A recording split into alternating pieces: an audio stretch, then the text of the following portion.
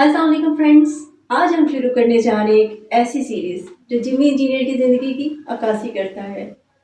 سہیل وڑائچ کی طرف سے ہوں گے بہت سارے سوالات اور جمی انجینئر دیں گے ان کے جوابات، ایک دن جیو کے ساتھ۔ عالمی شہرت یافتہ مصور جمی انجینئر سے ملنے ڈیفنس رایا لاہور پہنچے، خود باہر آ کر استقبال کیا۔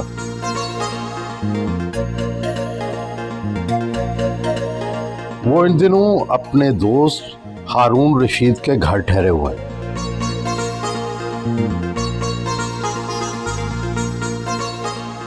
ویسے تو آپ عام زندگی میں عام لوگوں کی طرح رہتے ہیں، مگر دنیا بھر کے آپ کو ایوارڈ ملی ہے، پرائیویٹ کلیکشنز میں، میوزیمز میں آپ کی تصویریں لگی ہوئی ہیں، بہت بڑے آدمی ہیں، لیکن سادگی، فقیری، پاکستان سے محبت، پیچھے جذبہ کیا رہا؟ اصل میں باہر کے عجائب گھروں میں تو ساری نہیں تصویریں لگی ہیں، لیکن ساری دنیا کے پرائیویٹ کلیکشن میں میری پینٹنگ ہے، اور چائنا کے جو سب سے بڑا میوزیم ہے اس میں میری اوریجنل پینٹنگ پڑی ہے، اور جو میرے پرنٹس ہیں وہ تو لاکھوں میں ہیں لوگوں کے پاس دنیا بھر میں، مجھے بھی نہیں پتہ کہ کہاں کہاں ہے۔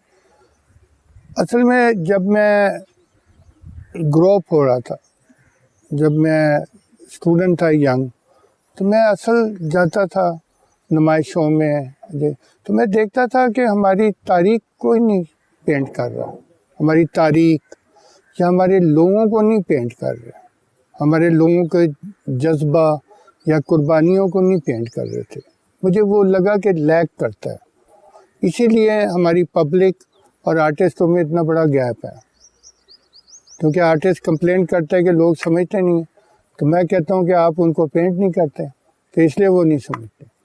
اور جہاں تک رہی پاکستان کی، اس میں میرے جو صوفی ہمارے ٹیچر کہہ دو، یا میرے جو مجھے گائیڈ کرتے تھے فیصل آباد کے صوفی برکت، ان سے کیسے مل گئے؟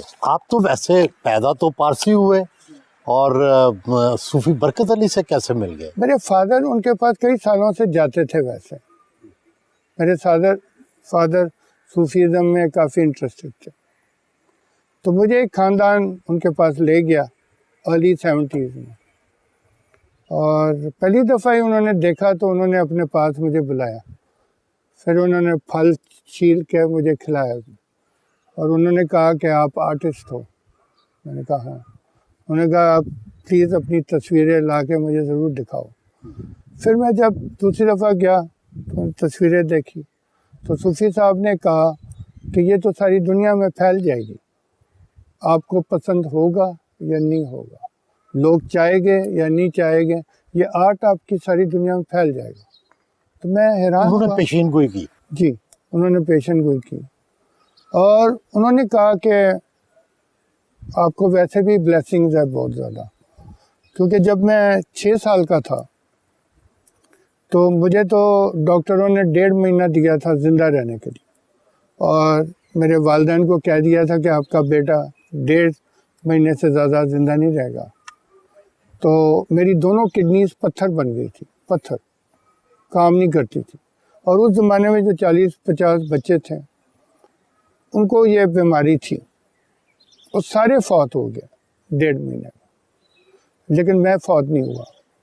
تو میرے والدہ نے جب ڈاکٹروں کو کہا کہ بیٹا تو زندہ ہے، تو انہوں نے کہا یہ ہو ہی نہیں سکتا، کیونکہ آج تک کوئی دنیا میں ایسا شخص ہی نہیں جس کی دونوں کڈنیز فارغ ہو اور وہ زندہ ہو۔ تو انہوں نے کہا ہمارے پاس لاؤ، تو میرے پیرنٹس لے گئے مجھے ان کے پاس، اور پھر جب انہیں چیک کیا تو وہ حیران ہو کے میرے پیرنٹس کو کہتے ہیں کہ تو معجزہ ہوا۔ تو میرے پیرنٹس نے کہا کیا ہوا؟ کہتے اس کے جسم میں تو برانڈ نیو کڈنیز پڑی ہے۔ تو مجھے تو اللہ تعالیٰ نے، کیا آپ کی زندگی میں معجزوں کا، اندیکھی چیزوں کا شروع سے ہی اثر رہا ہے؟ یہ شروع سے رہا، کیونکہ میں جب چھوٹا بھی تھا تو میری جو چیز ہوتی تھی خاص میں دیتا تھا، وہ جو دینے کی عادت تھی نا، تو گیو وداؤٹ اینی یعنی کہ کوئی مجھے واپس کوئی دے گا یا نہیں دے گا، یہ میرے شروع میں میرے نیچر میں تھا۔ آپ پیدا تو لورالائی بلوچستان میں ہوئے، لاہور کیسے آ گئے؟ لاہور کے اداروں میں کیسے پڑھے؟ میرے فادر گیمنز میں تھے بلوچستان میں، لورالائی میں، تو پیدا میں وہاں ہوا۔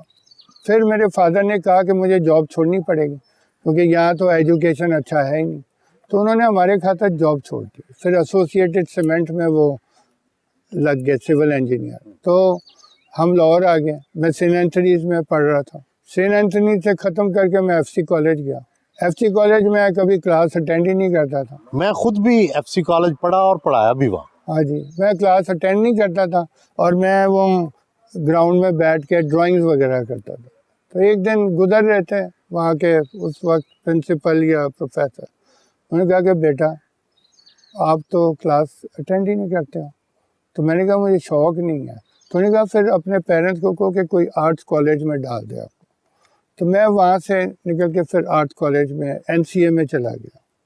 این سی اے میں پڑھتا رہا، پہلے ڈیزائننگ میں تھا لیکن زیادہ ٹائم میں فائن آرٹس میں گزارتا تھا، خالد اقبال صاحب کے پاس، کالن ڈیوڈ کے پاس، شاکر علی ہمارے پرنسپل تھے، تو میں زیادہ ٹائم وہاں گزارتا تھا۔ تو مجھے ڈیزائنر ٹیچر نے کہا کہ آپ پھر فائن آرٹس میں چلے جاؤ۔ میں فائن آرٹس میں چلا گیا لیکن میں کئی دنوں تک وہاں پینٹ کرتا تھا۔ میں واحد ہوتا تھا اسٹوڈنٹ جو وہاں رہ کر پینٹ کر رہا ہوں۔ تو مجھے وہ چوکیدار اکثر پوچھتے تھے اس زمانے میں، یعنی جب کالج کا ٹائم ختم ہو جاتا ہاں جی، میں وہیں کر رہا تھا کام، تو مجھے چوکیدار پوچھتے تھے کہ آپ کے کوئی گھر بار کوئی نہیں ہے؟ تو میں کہتا تھا گھر بار ہے، سب کچھ ہے، اسٹوڈیو نہیں میرے پاس۔ تو میں پینٹ کرتا تھا۔ پھر جب فائنل ایئر آیا میں نے کہا ڈگری لے کے میں کیا کروں گا، تو میں آئی واکڈ آؤٹ، کیونکہ میں ڈگری لیتا تو پھر مجھے ہر وقت جاب کی تلاش رہتی۔